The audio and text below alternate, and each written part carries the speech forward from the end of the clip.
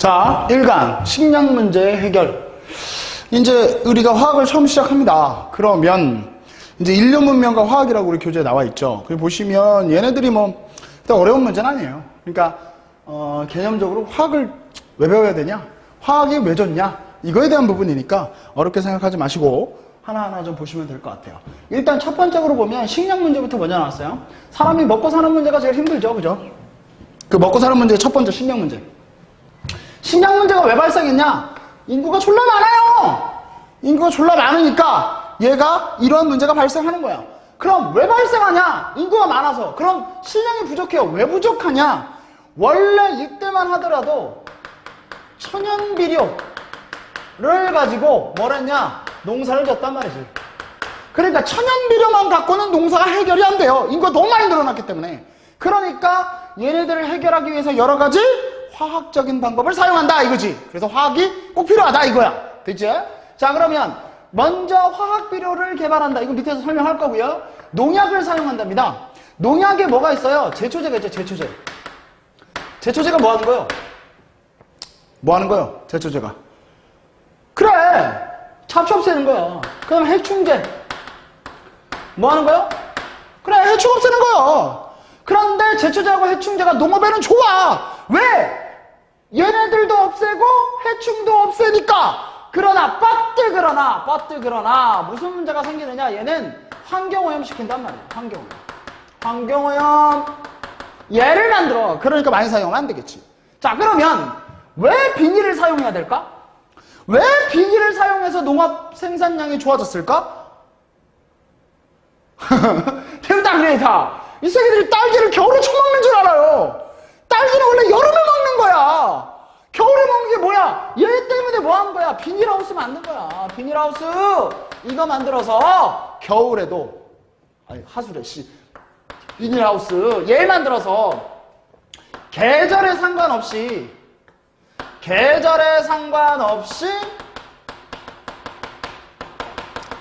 농업을 할 수 있었지. 그러니까 얘네들이 이 비닐을 사용해서 우리가 제철 과일이 아니지만 겨울에도 딸기를 먹을 수 있는 이유.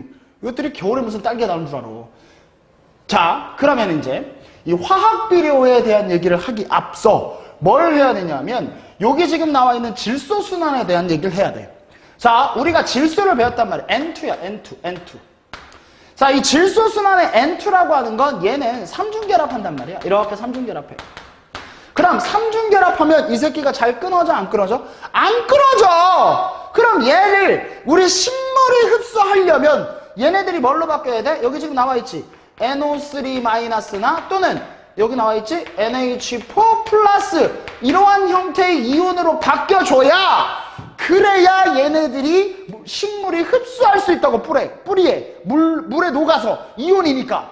그러니까 얘가 되면 안 돼요. 그러면 얘를 이렇게 바꾸어주는 걸 뭐라 그래? 그지? 조합해서 뭐라고? 질소고정.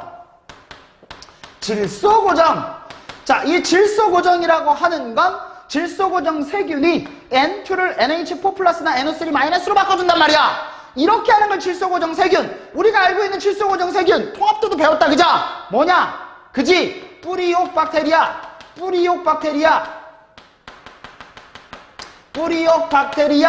또 뭐 있어? 아조토박터! 욕 아니다. 아조토박터. 얘도 있단 말이야. 하여튼 이런 거를 통해서 얘를 이렇게 바꿔주는데 이게 뭐야? 자연적으로 생기는 거야. 그럼 자연적으로 생기는 아까 얘기했지. 천연비료로 농사를 졌어. 퇴비 갖다 농사를 졌어. 원래 있는 걸로 농사를 졌어. 그런데 얘가 인구 증가보다도 많이 만들 수는 없다는 얘기야. 그러니까 얘를 가지고 뭘 만들어야 된다고? 합성비료인 이 질소 성분을 갖고 만들어야 돼. 그러면 암모니아는 독성을 강하기 때문에 직접 비료로 사용을 못해. 그래서 뭘로 바꿔줘야 된다고? 물을 잘 녹는 염이나 분자 상태로 바꿔줘야 돼. 이렇게 바꿔주는 이 암모니아 합성을 누가 했다고?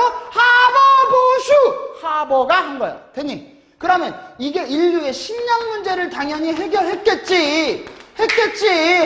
그러니까 노벨상도 받았겠지. 그럼 암모니아 합성 실험 어떻게 하는 거야? 암모니아 합성. N2에다가 H2를 고압에서 촉매를 사용해서 NH3의 형태로 바꾸어주는 거야. 이게 뭐라고? 암모니아 합성법. 근데 여기 앞에 개수 안 맞지? H가 2개인데 H가 3개잖아. 그럼 여긴 2 들어가고 여긴 3 들어가야지. 자동빵 암모니아 합성이라고 하면 무조건 이게 떠올라야 돼. 암모니아 합성 이러면 이게 무조건 떠올라야 돼. 무조건. 알겠지? 무조건. 그러니까 반드시 식량 문제 해결해서 암모니아 합성의 화학식은 나올 수 있다. 됐습니까? 반드시 이건 정리해 두셔야 돼요. 반드시라 그랬습니다. 반드시 정리해 두셔야 돼요. 자, 그러면 식량 문제는 이걸로 대충 보시면 돼요. 됐죠? 그럼 이제 뭐? 의류 문제. 옷이야, 옷. 어디 갔니? 칠판 줄기. 여기다. 자, 옷. 의류 문제도 봅시다. 의료 문제 왜 생겼어요? 인간이 많아서요. 마찬가지예요. 인간이 많아서인데 그거보다도 한 가지 더 들어갈 수 있어요. 인간이 많아서 생길 수도 있는데 천연섬유만으로는 의료 공급에 한계가 있습니다. 그럼 우리가 천연섬유와 합성섬유의 비교점을 좀 알고 가셔야 돼요. 천연섬유하고 합성섬유하고의 차이점을 좀 알고 가셔야 돼요. 자, 천연섬유와 합성섬유가 어떻게 차이가 나느냐? 자, 선생님 불필 좀 갖고 올게요. 어이구. 자, 천연섬유하고 합성섬유하고 어떻게 차이가 나느냐? 일단 천연섬유에 해당되는 애들이 누구냐? 알죠? 면, 마, 그다음에 실크 이런 애들이 즉 그 명주실로 만드는 거 그런 거 얘기하는 거지. 비단 이런 거. 그러면 합성섬유에 해당이 되는 건 뭐냐? 우리가 알고 있죠. 즉, 뭐, 나일론이 제일 많지. 그 다음에 테릴렌. 이런 많이 들어봤지? 이 정도 외우고 있어야 됩니다. 자, 그러면 천연섬유에서 우리가 강도나 뭐 이런 것들랑 비교해 볼게요. 자, 천연섬유하고 합성섬유 중에 뭐가 무겁겠니? 뭐가 무거워? 당연하지. 천연섬유가 무거워. 얘 무거워. 그럼 얘는 뭐야? 가벼워. 됐지? 자, 그 다음에 어떤 놈이 훨씬 더 강도가 좋겠니? 얘가 강도가 좋지. 얘가 강도가 나쁘지. 얘가 강도가 좋지. 왜? 잘 안 끊어져. 그지? 쉽게 생각하시면 되겠죠? 나일론. 안 끊어져요, 이거. 그죠? 끊어집니까? 안 끊어져요. 그 다음에 얘네들의 특성을 좀 보면 천연섬유는 뭐냐면 흡수성이 좋아. 그리고 얘는 정전기도 안 생겨. 찌지직 이런 거 안 생겨. 근데 얘는 흡수성도 나빠. 그리고 얘는 정전기도 생겨. 왜? 탄소로 돼 있잖아요. 탄화수소 물질에서 나온 거니까. 아니, 정전기도 생기지. 됐죠? 그러니까 이러한 특징이 있고 또 얘네들이 세탁을 기준으로 볼까? 세탁 기준으로 보면 천연섬유는 얘는 어떻게? 복잡해. 얘는 어떻게 돼? 간단해. 왜 복잡하냐? 얘 만약에 여러분 어른들이 앙고라라고 하죠. 앙고라. 그런 막 털실 같은 거를 만약에 여기 세탁기 놓고 돌리잖아요? 그럼 초등학생으로 빡 줄어버려. 왜냐? 단백질이 녹잖아. 중성세제, 합성세제를 쓰면 대부분 다 녹여버리는 성질이 있거든. 그러니까 얘가 확 줄어요. 그럼 못 입어, 옷을. 그러니까 미지근한 물에 손으로 중성세제를 사용해서 울 샴푸지? 이런 걸 사용해서 딱딱 문질러야 돼요. 그러니까 복잡하지. 그러니까 엄마들이 니네들 이거 잘 안 사주지. 그잖아. 니네들이 실크 이거 뭐 할 거야, 이거 마는 뭐야? 우리가 알고 린넨이라고 그래, 린넨 소재 같은 경우는 자국 겁나 많이 생겨. 그리고 많이 달아. 얘네들 많이 달아. 그러니까 얘네들은 그렇게 안 된다는 거지. 근데 얘네들은 너네들 추리닝 입은 적은 야, 이거 니네들이 옷이 달아서 없어지니? 졸라 커져서 없어지는 거지. 그지? 이거 확 늘어나니까 그래서 없어지는 거야. 달아서 없어지진 않아, 이거. 그잖아. 그지? 그러니까 천연섬유와 합성섬유의 차이점 정도는 알고 있어야 된다. 됐죠? 그리고 난 다음에 얘네들의 특징이나 이런 것들은 뒤에서 내가 다시 또 보겠습니다. 그러면 여기 보세요. 자, 합성섬유 개발 내가 이거 뒤에서 본다 그랬습니다. 알겠죠? 그 다음에 합성염료 같은 거 이제 생각을 해봐. 천연염료. 야, 조선시대로 올라가 봐. 조선시대로 가면 평민들, 그리고 노비들, 니네들 얘기하는 거 어떻게 돼? 하얀 옷, 검은 옷밖에 없어. 그지? 그런데 양반들은 총천연색의 옷을 입지. 그러니까 천연섬유라는 것 자체가 비싼 거고 부의 상징이야. 그지? 니네들 검은 거 하얀 거밖에 안 있잖아, 그지? 하여튼 천연섬유가 그런 상징인데 합성섬유가 나오면서 너무 비쌌고 아무나 못했던 걸 아무나 할 수 있게 다양한 색의 옷을 만들 수 있도록 만들어준 거지. 이게 합성섬유야. 됐지? 그렇게 정리하시면 돼요.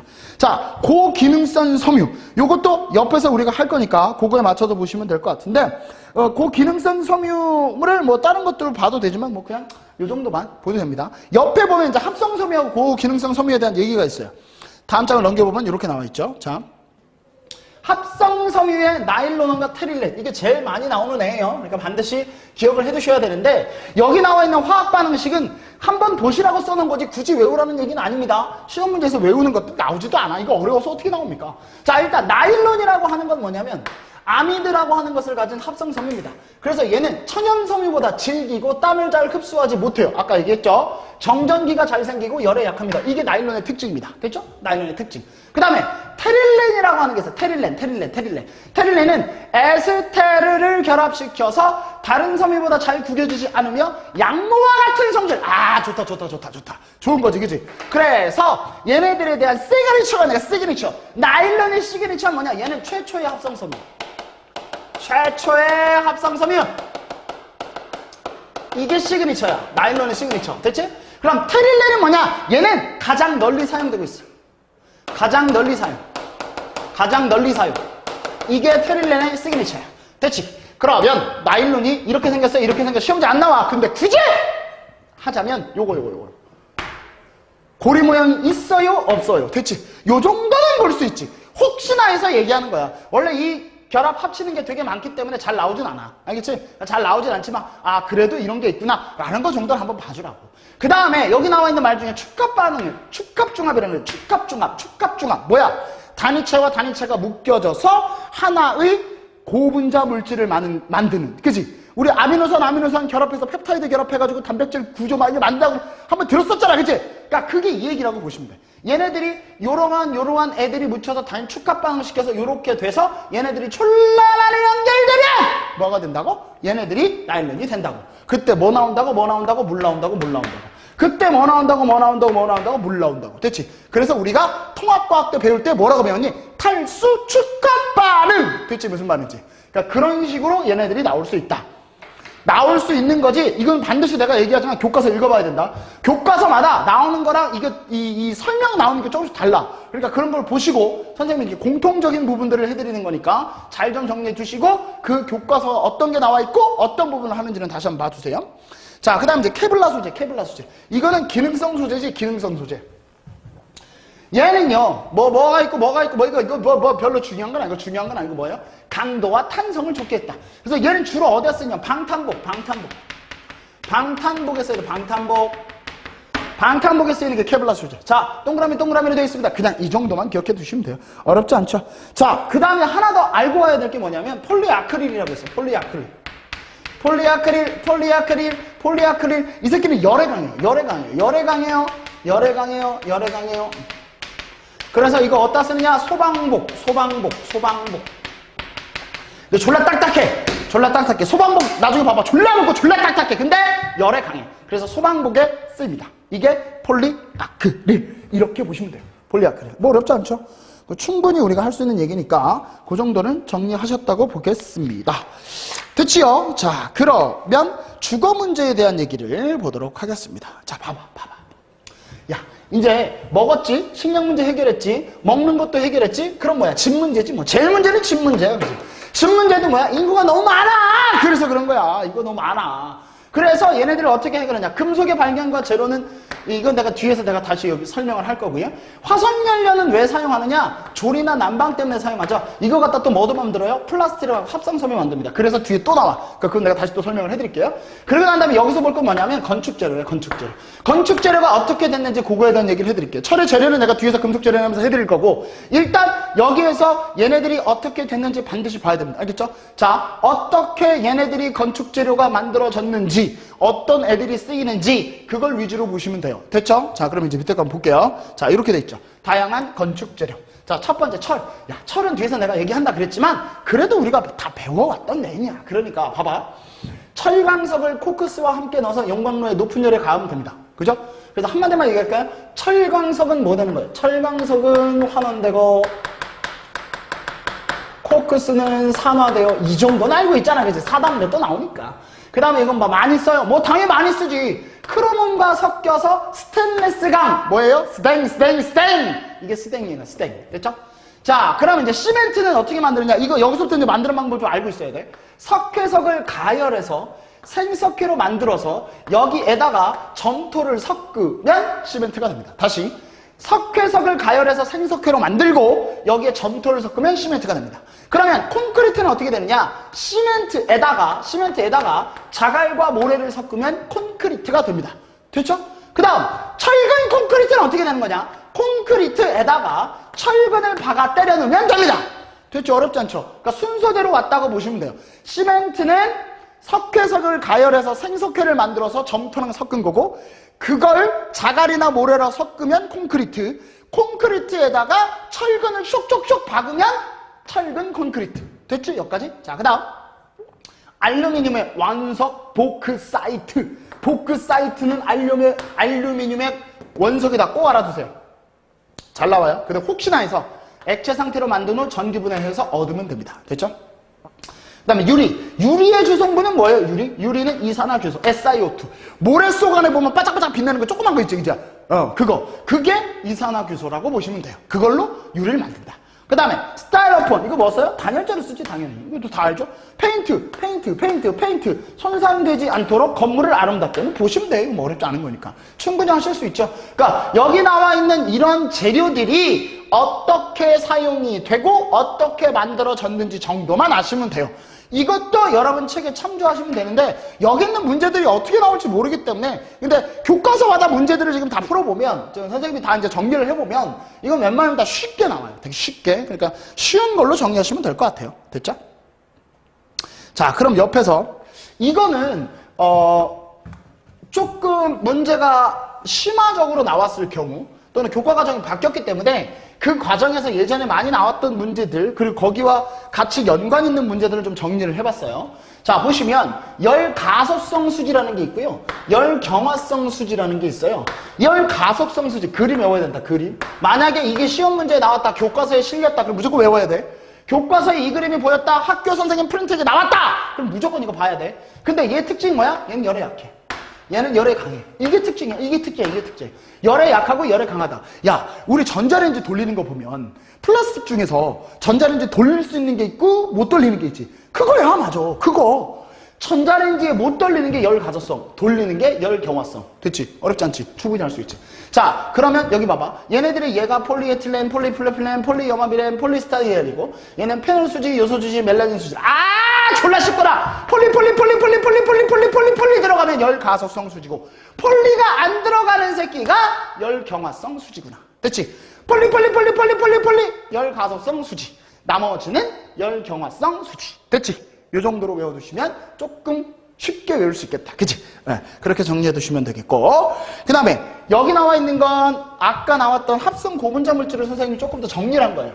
이제 보시면 이 합성 고분자 물질이 어떤 게 나오는지 조금 더 정리를 한 거예요. 자, 이제 보세요. 합성 수지, 아까 얘기했죠. 열경화성 수지. 됐죠? 열경화성 수지. 뭐 그런 것들 나와 있고, 열강화성 수지 나와 있고, 폴리 들어가면 내가 똑같다고 그랬었죠? 페놀 수지 그거고요. 어디다 쓰는지만 보세요. 폴리에틸렌 어디다 써요? 랩, 비닐봉다리. 됐죠? 폴리스타리엔은 식기, 그 다음에 CD 투명 케이스. 그다음에 페놀 수지는 열에 강하다 그랬으니까 조리기구 손잡이, 전기소켓. 됐지? 합성섬유, 아까 얘기했다. 나일론, 폴리에스터. 됐죠?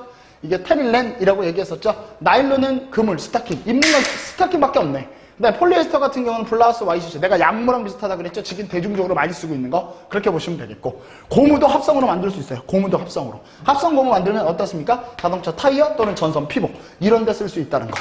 약간 기술 같지, 그치? 근데 원래 화학이 약간 그 공업적으로 쓰이면 이게 좀 약간 기술 같아요. 그죠? 그러니까 여기서 보여주고자 하는 건 뭐냐? 화학이 식량 문제, 주거 문제, 의류 문제에 있어서 해결 시사점이 있다? 뭐 그 정도? 그 정도밖에 없어요, 이건. 그게 어떻게 된다라고 말은 못 하잖아요. 그죠? 그렇게 정리를 좀 해두시면 되고, 이거와 연장선상으로 이제 우리가 실질적으로 다뤄야 될 게 뭐냐? 철이다, 이거지, 철.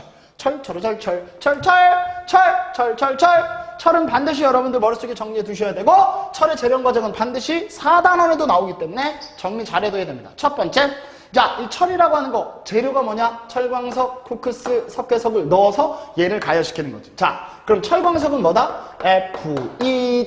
Fe2O3. 코크스는 C, 석회석은 CaCO3. 됐지? 쓸 수 있지? 자, 그럼 얘네들이 어떠한 반응을 하느냐? 꼭 기억해야 된다 그랬다. 탄소는 산소와 만나서 뭐가 된다고? 일산화탄소 된다. 이산화탄소 아니다. 얘가 그럼 뭐라 그랬어? 아, 불완전연소. 그래서 일산화탄소 되는구나. 산소가 2개니까 2 들어가고 여기 2 들어가면 되겠구나. 그럼 이 일산화탄소를 누가? Fe2O3가 일산화탄소를 받아서 뭐가 되는 겁니까? 철이 되고 얘가 이산화탄소가 되겠지. 자, 그러면 여기 화학 방식 맞춰야 되겠지? 여기에다가 3 들어가면 얘가 6개 되지. 그러니까 여기 3 들어가면 6개 되니까 탄소 3개 딱 맞지. 그러니까 철이 2개 딱 들어간다. 근데 이거는 뭐냐? 여기가 CO2냐 CO냐에 따라서 답이 달라지니까 개수 문제는 반드시 확인하셔야 돼요. 알겠죠? 개수 문제는 다시 확인하셔야 돼요. 자, 그럼 여기서 뭘 물어본다? 여기 나와 있는 코크스는 뭐가 됐어요? 산화 됐어요. 여기 나와 있는 철광석은 어떻게 됐어요? 환원 됐어요. 이게 쉬운 문제지. 그럼 무슨 얘기다? 코크스는 산화되고 철광석은 환원된다. 이 얘기인 거지. 그러니까 철광석이 뭐야? 환원 반응이다. 자, 그럼 선생님! 코크스하고 철광석만 넣으면 철이 나오는데 왜 석회석을 넣어요? 왜 넣어요? 왜 넣냐? 그렇지. 이제 또 이걸 또 헷갈려 하지. 자, 요건 정리해 드릴 테니까 잘 보세요. 옆에다 정리해 드릴게요. 자, 저 밑에서 쓰시면 돼요. 석회석의 역할에서. 자, 석회석이라는 애는 CaCO3야. 자, 요 새끼를 열분해 시킵니다. 자, 열분해 시키면 CaO와 CO2가 돼요. 요렇게 나와요. 그러면 이 CaO가 누구랑 만나냐면 SiO2랑 만나요. SiO2. 그러면 얘가 뭐가 되느냐? CaSiO3가 돼요. 그래서 얘를 뭐라고 한다? 얘를 불순물이라고 불순물. 유식한 말로 뭐? 슬래그. 그래서 선생님 알겠습니다. 석회석의 역할이 뭐죠? 불순물 제거요. 이렇게 하시면 돼요. 불순물 제거.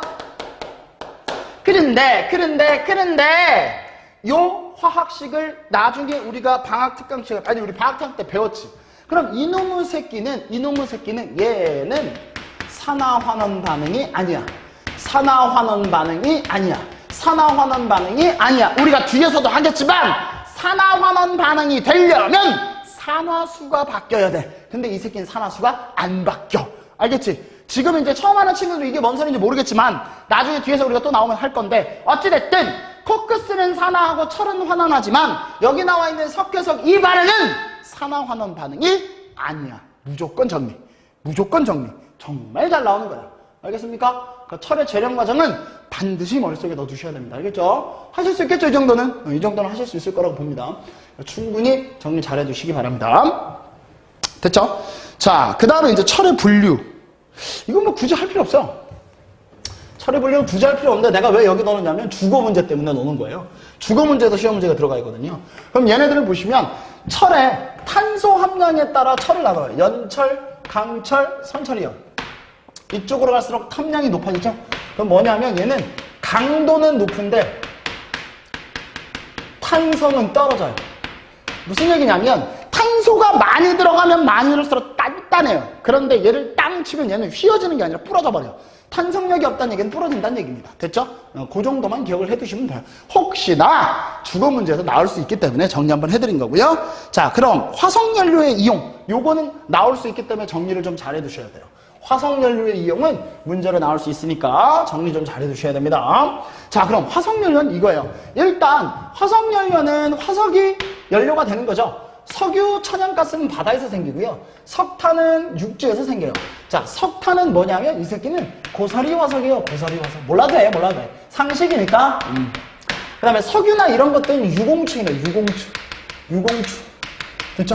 요런, 암모나이트 같은 애벌레 새끼들이 있는 거예요. 걔네들이 이렇게 된 거예요. 그러니까 걔네들은 바다에 사니까 얘네 두 개는 바다에 있고요. 요건 육지에서 발생이 됩니다. 그래서 얘네들의 주성분은 뭐다? 탄소와 수소다. 탄소와 수소다. 내가 이 얘기, 탄화수소 얘기는 뒤에서 또 할 거예요. 그러니까 일단은 기본적으로 요 정도 정리해 두시면 될 것 같고요. 그러면 얘네 갖다가 뭘로 이용한다? 석유를 이용해서 합성주지, 합성섬유, 합성고무 만든다! 방금 전에 봤죠. 그러니까 그거 개념으로 보시면 되겠고요. 자, 일단 고체 연료는 뭐예요? 석탄. 뭐 어렵습니까? 액체 연료 석유. 뭐 어렵습니까? 성분 이렇게 C랑 H. 성분 C랑 H. 이게 뭐 어렵습니까? 자, LNG는 뭐예요? CH4, 메테인이 주성분이에요. 메테인이 주성분. 그 다음에 LNG는 액화 천연가스, 액화 석유가스의 차이예요. 알겠죠? 석유를 액체화 시킨 거야. 그래서 얘는 C4H10, 부테인, C3H8, 프로페인. 됐죠? C4H10, 뷰테인. 니네 부탄가스 하지? 그거야 저게. 그리고 C3H8은 프로페인. 됐죠? 뒤에서 이 이름은 또 다시 할 거니까 정리하시면 될 것 같고요.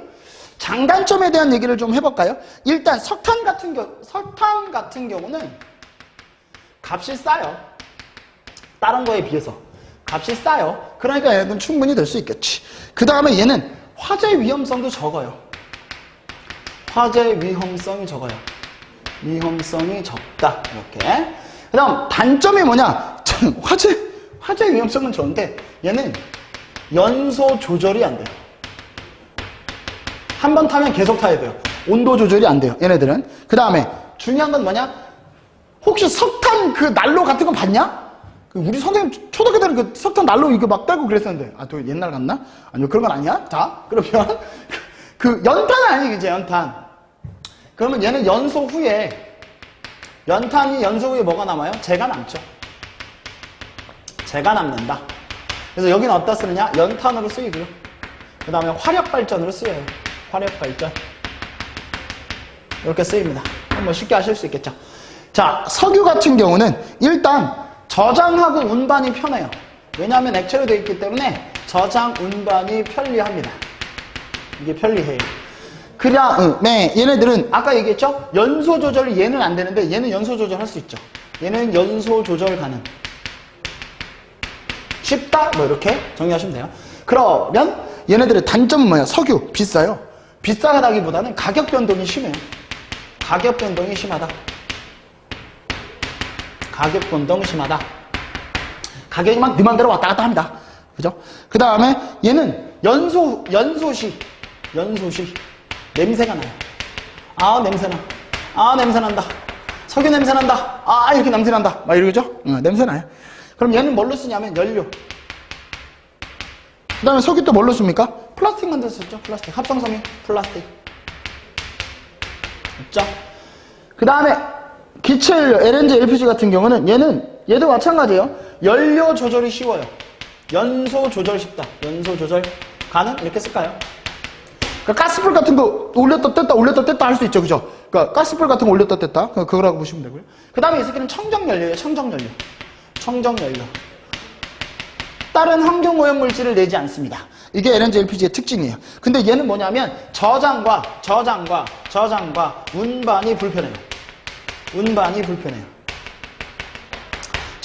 운반이 불편해요. 저장과 운반이 불편해. 그리고 얘는 화재 위험성이 있죠. 화재 위험성, 폭발성이 있어요. 됐죠? 그러니까 택시에 LPG 들어가죠. 택시 LPG. 그치? 돌아다니다 빵빵 터진다. 지금은 안 터지겠죠. 지금은 이제 그런 그 보안 장치들이 달려있지만 예전에는 잘 터지고 그랬어요. 지금은 안 터져요. 지금은 뭐 워낙 뭐 잘 돼 있으니까. 얘는 우리가 지금 쓰는 도시가스. 이런 거. 그 다음에 버스 연료. CNG. 이런 것 등에 쓰인다. 됐죠? 이건 뭐 어렵습니까? 졸라 쉽지? 자, 그럼 이제 보세요. 문제는 이러한 애들을 연소시키면 뭐가 생겨요? 지구온난화. 즉, 평균 온도가 상승해서 화석연료 사용이 발생하면 얘는 뭐가 돼요? 이산화탄소가 졸라 나오지. 그러니까 화석연료에 문제가 생기지.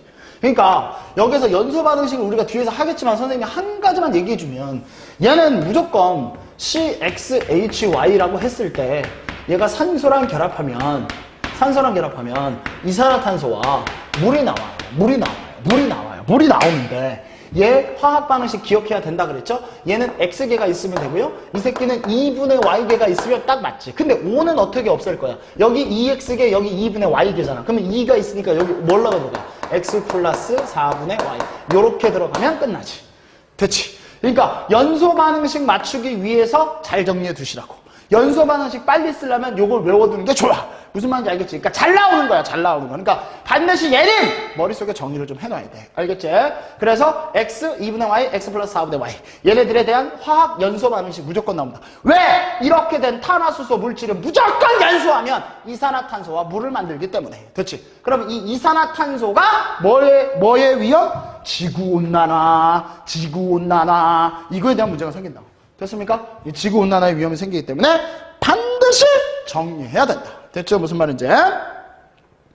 자, 그럼 얘네들이 어떻게 만들어지는가에 대한 얘기를 좀 하겠는데, 원래는 그 밑에 뭐 크래킹, 리포밍까지 다 하려고 그랬는데 그것까지는 할 필요 없을 것 같고요. 기본적인 내용들만 좀 하면 될 것 같아요. 기본적인 내용들만. 앞에서 얘네들이 어떻게 분별 증류가 되는지에 대한 부분들은 좀 보셔야 될 것 같아요. 그래서 선생님이 정리를 하나 좀 해보도록 하겠습니다.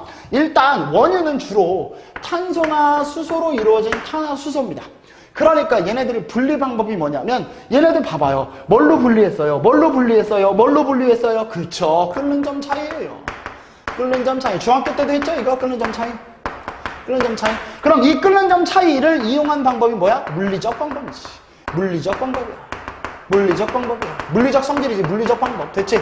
뒤에서 또 할 거야. 또 할 거니까 정리 잘해놔. 그럼 원리적인 측면은 내가 여기다 설명을 해줄게. 자, 여기가 1번이요, 2번이요, 3번이요, 4번이요, 5번이요, 6번이요 라고 할 때 이렇게 보시면 위로 올라갈수록, 자, 위로 올라갈수록 이게 1, 2, 3, 4가 나온 건 뭐냐? 이거 생성 순서예요. 생성 순서는 위에서부터 생기는 거야. 그런데 위로 올라갈수록, 아니 아래로 내려갈수록 끓는 점은 커져. 됐지? 끓는 점이 작은 거부터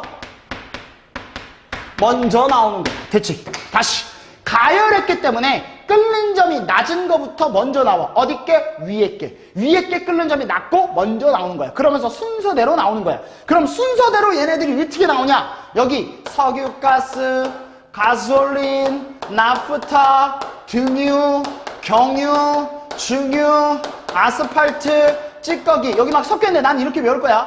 썩나가 등경중아찌. 됐지? 썩나가 등경중아. 됐지? 이렇게 외우시면 됩니다. 석유가스, 가솔린, 나프타, 등유, 경유, 중유, 아스팔트, 찌꺼기. 이렇게. 됐지? 순서랑 이름과 끓는 점 정도는 알고 계세요. 이거 혹시나 나올 수 있기 때문에 분별 중류에 대해서 이거에 대한 뭐 물리적 화학적 특징은 뒤에서 우리가 또 할 거고, 지금은 이 원유를 이렇게 나누고 구분한다는 거 정도까지만, 요 정도까지만 해두시면 웬만한 문제는 안 틀릴 거예요. 됐죠? 됐죠? 그러면 우리가 이 탄화수소 물질을 조금 더 디테일하게 보도록 하겠습니다. 알겠죠?